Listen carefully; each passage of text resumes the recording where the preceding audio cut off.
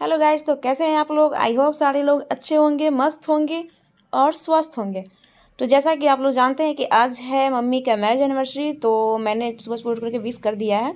और अब मैं जा रही हूँ मार्केट। तो आप लोग देखिएगा कि मैं क्या ले रही हूँ मार्केट। और हम लोगों को मार्केट जाने के लिए पकड़ना पड़ता है ऑटो, क्योंकि हम लोग 2 किलोमीटर अंदर रहते हैं गाइस, इसलिए।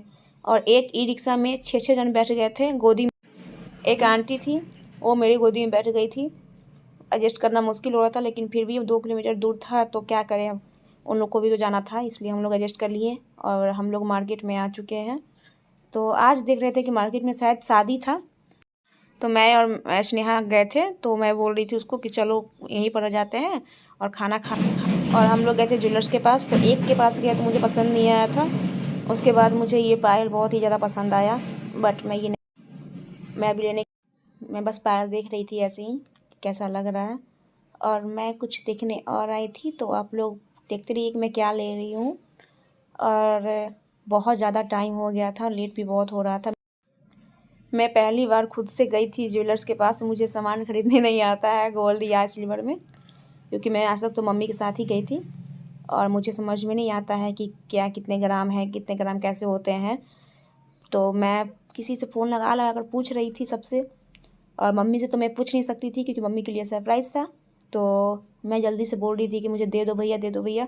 लेकिन वो दाम बढ़ाए जा रहे हैं, बढ़ाए जा रहे हैं। कभी कुछ बोल रहे हैं, कभी कुछ बोल रहे हैं। फिर वो, मैं पैसा उनको दे चुकी थी, तो बोल रहे, अरे मैं तो पैसा काउंट ही नहीं किया हूँ। फिर से वो पैसा काउंट करने लगे। उनको विश्वास ही नहीं था मेरे ऊपर। अब मुझे बहुत जोर का गुस्सा आ रहा था। स्नेहा भी बोल रही थी कि बहुत लेट हो रहा है। बहुत बोलने के बाद कैसे कैसे वो दिन बोले। और मुझे बहुत खुजली हो रही थी, क्योंकि मैं फ़र्स्ट टाइम, मतलब मैं खुद से गोल्ड खरीद रही थी इसको लेकर के। और उसके बाद फिर वो भैया बोल रहे थे कि मुझे एक बार फिर से देखने दो क्या क्या नहीं। फिर वो बोल रहे थे ठीक है मैं बिल बना देता हूँ। तो मैं बोली हाँ बिल बना दीजिए। तो बिल बनाने के लिए मैं हाथ छान रही थी कि मुझे दे दो, मुझे दे दो, लेकिन वो देने का नाम नहीं ले रहे थे। मुझे बहुत ही ज़्यादा, मैं बता नहीं सकती कितना लग रहा था मुझे। मैं कैसे भी सोची थी बस मेरे हाथ में आ जाए, मैं यहाँ से भाग जाऊँ। और फाइनली मेरे हाथ में आ गया और हम लोग चल दिए। फिर हम लोग गए गोलगप्पा खाने के लिए। तो स्नेहा ही बोली कि यहाँ पर अच्छा मिलता है, तो मैं वहाँ पर गई। मुझे नहीं पता था कि मैं बहुत दिन बाद गई थी मार्केट अपना। मुझे जाना पसंद नहीं है अकेले। और ये बड़ी मज़े लेकर खा रही थी। फिर मैं बोली मुझे भी दे दो, लेकिन ब्लॉग कौन शूट। फिर पानी पूरी खाने के बाद मुझे देखा मोमोज़ वाला। मोमोज़ मेरा फेवरेट है, तो मैं मोमोज़ कैसे छोड़ सकती थी। फिर मैं मोमोज़, और मोमोज़ बहुत ही बकवास था। मोमोज़ के बगल में ही इनका ठेला हुआ लगा हुआ था बर्गर का। तो मैं बर्गर लेने लगी।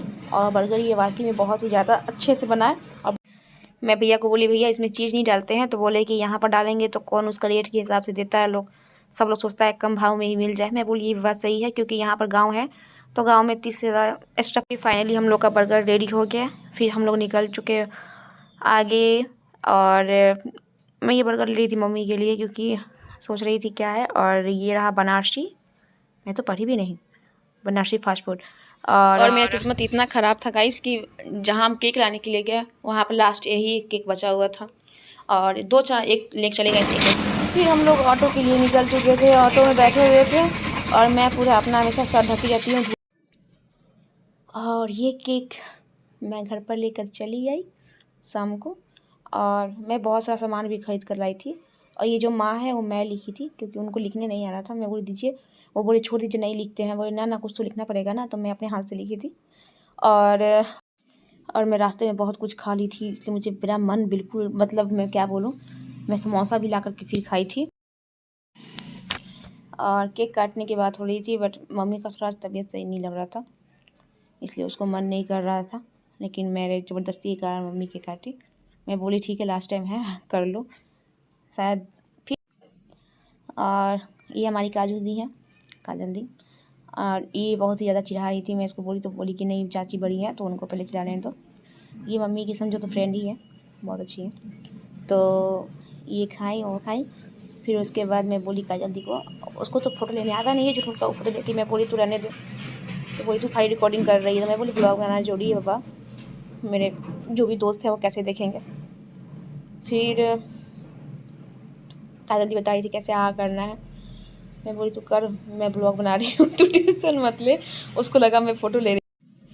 फिर मैं मम्मी को गिफ्ट दी, पूरा अच्छे से मैं ब्लॉग नहीं बना पाती हूँ क्योंकि मुझे मोबाइल खुद से हैंडल करना पड़ता है। अभी कोई मैं उतनी अच्छी अभी यूट्यूबर नहीं बनी हूँ।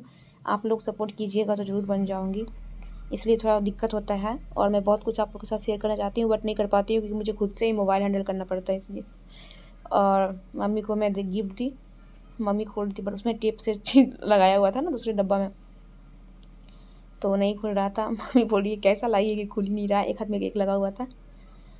फिर बट मम्मी ने ऐसा एक्सपेक्ट नहीं किया था कि मैं उनको रिंग दूंगी, और देख कर के वो हंसने भी लगी और गुस्सा भी की, झुटका पैसा बर्बादी करती है ये वो। दादी भी देखी, दादी पता है एक्चुअली आज बाद में क्या बोल रही है, ओहो आर्टिफिशियल का था ना, बताओ तो झूठ मूठ का पैसा बर्बादी हम करते हैं तो ठोस काम करते हैं। दादी अपने पुराने ज़माने के हैं। फिर क्या जल्दी बोली कि मम्मी को पहना दो, और मैंने मम्मी को पहनाया। गई देखिए कैसा है, और प्लीज़ कमेंट में बताइएगा। और मम्मी तो बहुत ज़्यादा गुस्सा थी कि पैसा का बर्बादी की है और कुछ नहीं, लेकिन मैं ही हूँ, तो मैं यहाँ पर मम्मी को पहनाई। और उसके बाद मिलते हैं नेक्स्ट ब्लॉग में। Bye bye, Radhe Radhe, good night guys. Please support कीजिएगा, मेरे चैनल को लाइक कीजिए, सब्सक्राइब कीजिए और बेल आइकन को दबाना